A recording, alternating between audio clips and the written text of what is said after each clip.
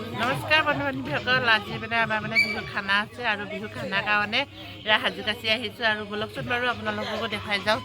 আজি বিহু খানানো কিহেনো তৈয়াৰ কৰা হৈছে এইফালে শাক কাটি কৰি আছে মই বাৰু শাক চাক কটা নাই মই কিনো কৰিম আৰু সেইকাৰণে এই ভিডিঅ' অকণকৈ কৰিছোঁ ভিডিঅ' মেইন নহয় জানো আৰু সেইফালে বিলাহী চিলাহী আদা চাদা জলকীয়া কাটি কৰি আছে সকলোবোৰ এইবোৰ নাচিছে তামোল খাইছে আৰু এইফালে আমাৰ আকৌ দেহা মানুহ একদম ব্ৰইলাৰ ঠেং পূৰা একদম খাইছে মোক দিছে কিন্তু মই নাখাওঁ আমাৰ তাই একদম দাঁত নাই যদি পূৰা মাৰিছে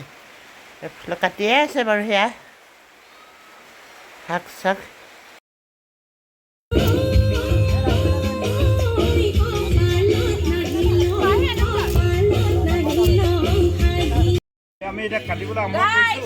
ব্ৰইলাৰ মাংস সেয়া কাটি আছে মাংস কাটি আছে কেই কেজি ব্ৰইলাৰ 10 কেজি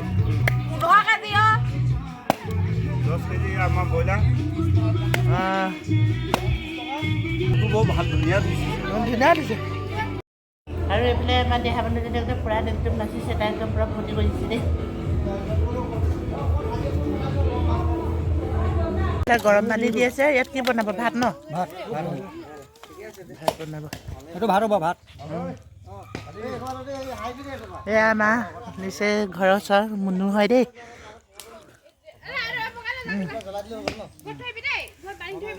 আৰু ভিতৰলৈ আহিছোঁ মিক্সাৰত সেই জলকীয়া আদা নহৰু পিচিবৰ কাৰণে আৰু এইকেইটা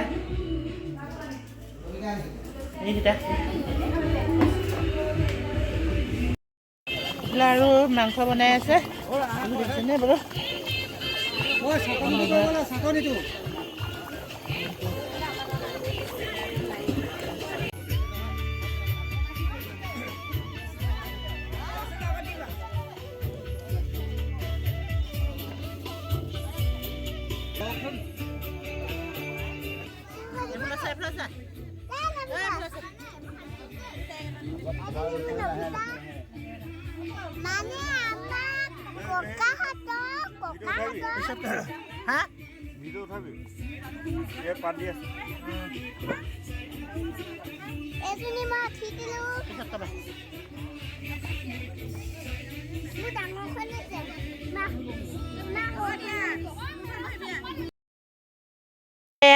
পাত চাত পাৰিলে কৰিলে আৰু এতিয়া এয়া ভাত দিছে আৰু আমি এতিয়া ভাতকেইটা খাম কৰিম আৰু খাই গৈ একদম ঘৰাঘৰিকৈ ঘৰলৈ যাম